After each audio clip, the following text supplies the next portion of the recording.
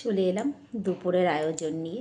এখানে আছে এক বাটি ভাত, সঙ্গে এক গ্লাস জল।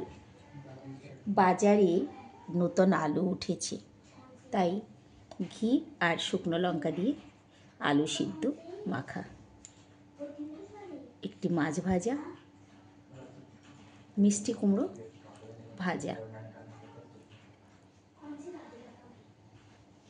কচুরলতি আর চিংড়ি মাছ, যেটা সবার প্রিয়।